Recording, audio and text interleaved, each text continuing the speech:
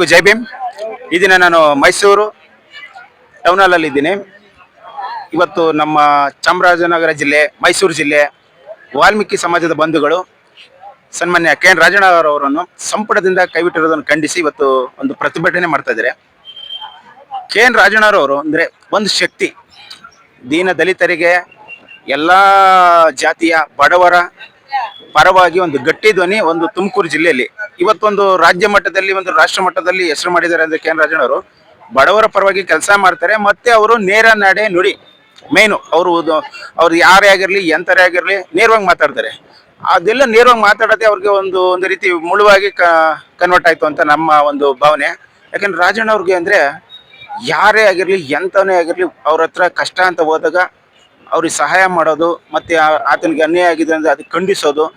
ಒಂದು ತಳ ಸಮುದಾಯಗಳು ಏನಿದಾವೆ, ಬೆಸ್ತ್ರಿ ಇರ್ಬೋದು, ಸವಿತಾ ಸಮಾಜ ಇರ್ಬೋದು, ಉಪ್ಪಾರ ಸಮಾಜ ಇರ್ಬೋದು, ಬೋವಿ ಸಮಾಜ ಇರ್ಬೋದು, ವಾಲ್ಮೀಕಿ ಸಮಾಜ ಇರ್ಬೋದು, ಮತ್ತು ನಮ್ಮ ಅಂಬೇಡ್ಕರ್ ಏನಿದ್ದಾರೆ ಎಡಗೈನವರು ಬಲಗೈನವರು, ಅವ್ರಿಗೆಲ್ಲ ಗಟ್ಟಿ ಧ್ವನಿಯಾಗಿರುವಂಥ ಒಂದು ಜಿಲ್ಲೆಯ ಒಂದು ದೈತ್ಯ ಮಾನವ ಅಂತಲೇ ನಮ್ಮ ಅನಿಸಿಕೆ.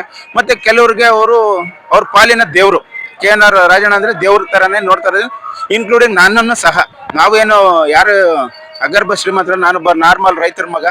ನಾವೊಂದು ರೈತರ ಮಗ ಆಗಿ ಇವತ್ತು ರಾಜ್ಯ ಮಟ್ಟದಲ್ಲಿ ಒಂದು ಹೆಸರು ಮಾಡಿದ್ದೀವಿ ಅಂದರೆ ಅವ್ರ ಆಶೀರ್ವಾದದಿಂದನ. ಈ ಶಿಕ್ಷಣದಿಂದ ಅನ್ನ, ನೆರಳು, ವಿದ್ಯೆ 3 ಕೊಟ್ಟಂತ ದೇವತಾ ಮನುಷ್ಯ ನಮ್ಮ ಕೆ ಎನ್ ರಾಜಣ್ಣವರು. ಇವತ್ತು ಅವ್ರಿಗೆ ಅನ್ಯಾಯ ಮಾಡಿದ್ದಾರೆ, ಕಾಂಗ್ರೆಸ್ ಪಾರ್ಟಿಯವರೇ ಅನ್ಯಾಯ ಮಾಡಿರೋದು. ಅವರಿಂದ ದುಡಿಸ್ಕೊಂಡು ಕೆಳಮಟ್ಟದಿಂದ ವಿದ್ಯಾರ್ಥಿ ಘಟಕದ ಅಧ್ಯಕ್ಷರಾಗಿ ಮತ್ತೆ ರಾಜ್ಯ ಯುವ ಉಪಾಧ್ಯಕ್ಷರಾಗಿ ಬೆಳೆದಂತ ಒಬ್ಬ ಹಿರಿಯ ರಾಜಕಾರಣಿನ ನಿಷ್ಠುರವಾಗಿ ನಡೆಸ್ಕೊಂಡಂಥದ್ದು ಕಾಂಗ್ರೆಸ್ ಪಾರ್ಟಿಯವರು.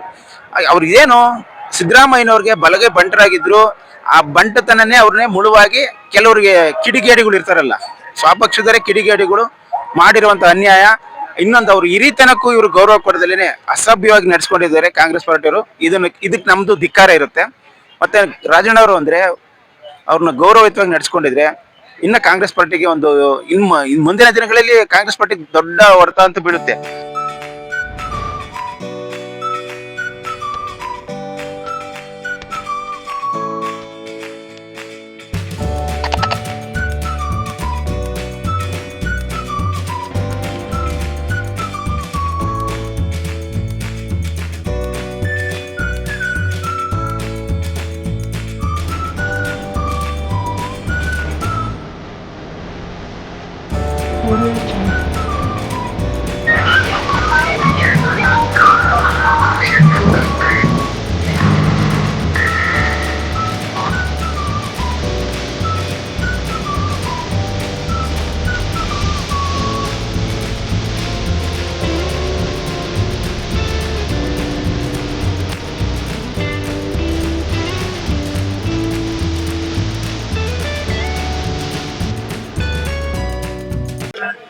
ಈ ರಾಜ್ಯ ಕಂಡ ಧೀಮಂತ ನಾಯಕ, ಅಭಿನವ ಅರಸು, ವಾಲ್ಮೀಕಿ ಸಮುದಾಯದ ಹೆಮ್ಮೆಯ ಸುಪುತ್ರ, ಸಹಕಾರಿ ಧುರೀಣ, ನಮ್ಮೆಲ್ಲರ ನೆಚ್ಚಿನ ನಾಯಕರಾದಂತ ಕೆ ಎನ್ ರಾಜಣ್ಣವ್ರನ್ನ ಏಕಾಏಕಿ ಅವ್ರಿಗೆ ನೋಟಿಸ್ ಕೂಡ ಕೊಡದೆ ವಜಾವಣೆ ಮಾಡಿರೋದು ಇಡೀ ವಾಲ್ಮೀಕಿ ನಾಯಕ ಸಮಾಜಕ್ಕೆ ತುಂಬಲಾರದ ನಷ್ಟ ಆಗಿದೆ.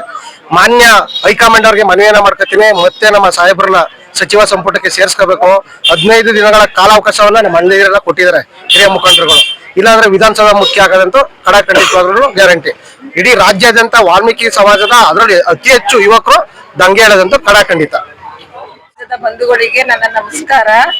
ಮತ್ತೆ ಈಗ ಕೆ ಎನ್ ರಾಜಣ್ಣ ಅವ್ರನ್ನ ಸಂಪುಟದಿಂದ ವಜಾ ಮಾಡಿರೋದು ಏಕೈಕ, ಯಾವುದೇ ರೀತಿ ಅವರು ತಪ್ಪು ಮಾಡಿಲ್ಲ, ಆದ್ರೂ ಕೂಡ ವಜಾ ಮಾಡಿರೋದು ಈಗ ರಾಜಣ್ಣ ಅವ್ರಿಗೆಲ್ಲ ಅವಮಾನ ಆಗಿರೋದು. ನಮ್ಮ ವಾಲ್ಮೀಕಿ ಸಮಾಜದ ಬಂಧುಗಳಿಗೆ ಪ್ರತಿ ಒಬ್ಬರಿಗೂ ಅವಮಾನ ಆಗಿದೆ. ಅದನ್ನ ನಾವು ಈಗ ರಾಹುಲ್ ಗಾಂಧಿ ಅವ್ರಿಗೆ ಮನವಿಯನ್ನು ಮಾಡ್ಕೋತೀವಿ, ಮತ್ತೆ ಸಚಿವ ಸ್ಥಾನ ಕೊಡ್ಬೇಕೆಂದು ಕೇಳ್ಕೊಳ್ತೀವಿ ಸರ್. ಸರ್ ನಾವು ಹುಣಸೂರು ತಾಲೂಕು ಹೊಸರಾಮನಹಳ್ಳಿ, ಮೈಸೂರು ಜಿಲ್ಲೆ.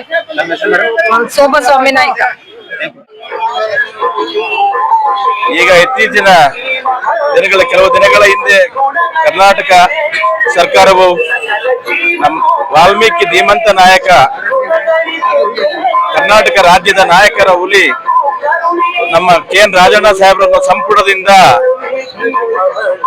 ಸಂಪುಟದಿಂದ ಯಾವುದೇ ರೀತಿ ನೋಟಿಸ್ ಕೊಡದಂತೆ, ಮುನ್ಸೂಚನೆ ಕೊಡದಂತೆ ಈ ದಿನ ಅವರನ್ನ ವಜಾಗೊಳಿಸಿರೋದ್ರಿಂದ ಈ ದಿನ ನಮ್ಮ ಮೈಸೂರು ಜಿಲ್ಲೆ ವತಿಯಿಂದ ಅವರ ಪುನರ್ ಸಂಪುಟಕ್ಕೆ ಸೇರ್ಪಡೆ ಮಾಡ್ಕೋಬೇಕು ಅಂತ ಹೇಳಿ ಈ ದಿನ ಪ್ರತಿಭಟನೆ ಹಮ್ಮಿಕೊಂಡಿದ್ದೀವಿ. ಈ ದಿನ